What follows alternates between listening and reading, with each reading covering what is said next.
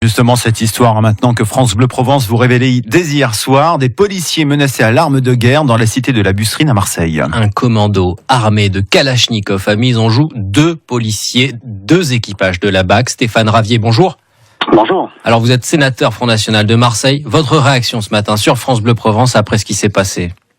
Écoutez, cette affaire ne fait que confirmer ce que je dénonce depuis des années, dans le désert d'ailleurs, la prise de contrôle des cités par les réseaux de drogue qui font régner la terreur, une véritable terreur. Alors, l'enjeu financier, je le rappelle, des dizaines, voire des centaines de milliers d'euros par jour.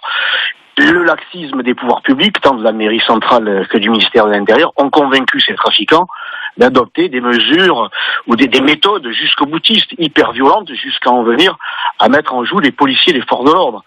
Alors le laxisme vient une fois de plus d'être confirmé par le président de la République et son ministre de l'Intérieur, Gérard Collomb, via la dérisoire, c'est la seule réponse qu'ils ont eu à présenter, la création de cette dérisoire politique de police de sécurité au quotidien, la fameuse PSQ, qui prévoit à Marseille, pour ses quartiers, c'est-à-dire les 3e, 14e et 15e arrondissements, l'envoi de 25 agents.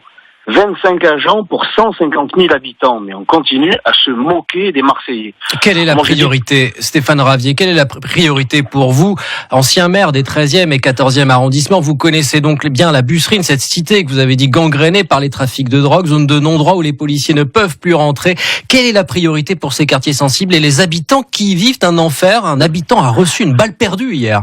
La cité de la Busserine, je m'y suis rendu il y a quelques mois, j'ai moi-même été contrôlé. Vous savez, il n'y a plus de frontières extérieures, mais il y a des frontières intérieures qui sont contrôlées par des douaniers de la drogue. Et bien moi, là, je trouve que la plaisanterie a assez duré, la mauvaise plaisanterie a assez duré, et je me rendrai aujourd'hui même au ministère de l'Intérieur, et j'entends bien être reçu par le ministre, pour lui tenir un langage de vérité. Parce qu'il faudrait quand même, à un moment donné, que la réalité s'impose plutôt que l'idéologie. Alors moi, je vais lui demander le renforcement effectif de la police, des forces de police, une coopération entre le ministre de l'Intérieur et ses homologues des pays producteurs de drogue. Merci. Une justice économe, et si vous me le permettez en 5 secondes, la création d'un pôle antidrogue entre le ministère de l'Intérieur et le ministère des Finances. Il faut traquer physiquement les trafiquants et fiscalement. Voilà, Al Capone est tombé pour fraude fiscale.